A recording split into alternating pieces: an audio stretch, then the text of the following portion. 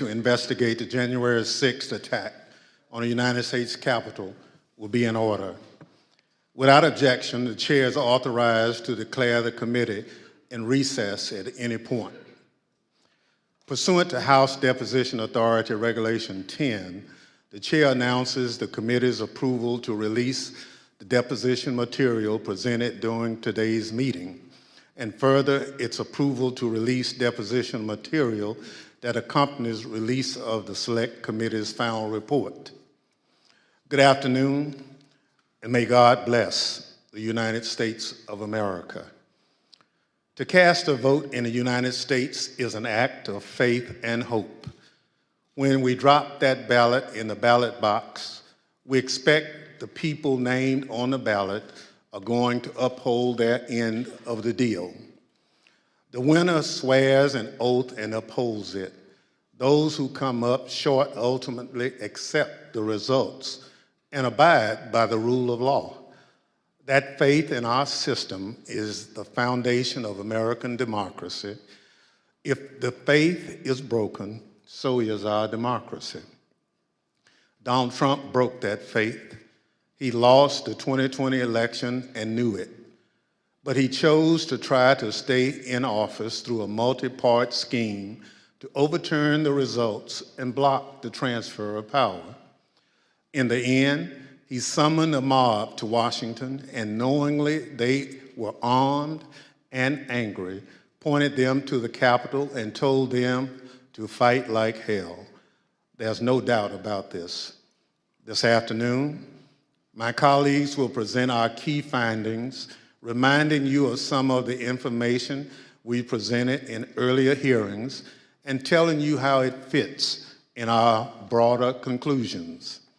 Those conclusions have helped shape the committee's final report, which we'll adopt today pursuant to House Resolution 503, which establishes the Select Committee nearly a year and a half ago.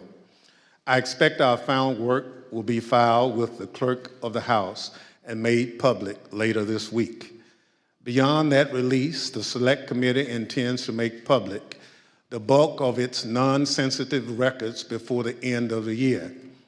These transcripts and documents will allow the American people to see for themselves the body of evidence we've gathered and continue to explore the information that has led us to our conclusions.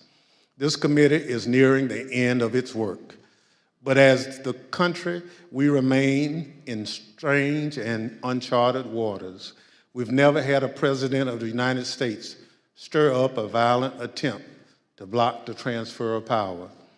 I believe nearly 2 years later, this is still a time of reflection and reckoning. If we are to survive as a nation of laws and democracy, this can never happen again. How do we stop it? This committee will lay out a number of recommendations in its final report.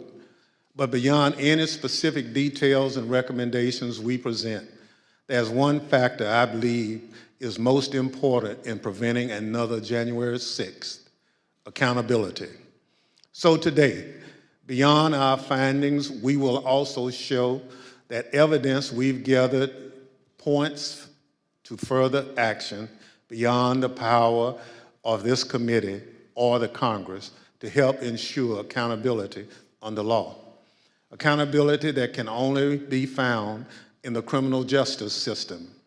We have every confidence that the work of this committee will help provide a roadmap to justice, and that the agencies and institutions responsible for ensuring justice under the law will use the information we've provided to aid in their work.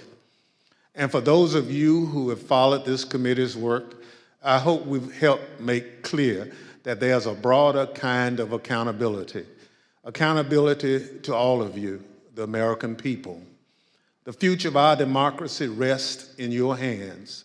It's up to the people of this country to decide who deserves the public trust, who will put fidelity to the Constitution and democracy above all else, who will abide by the rule of law, no matter the outcome,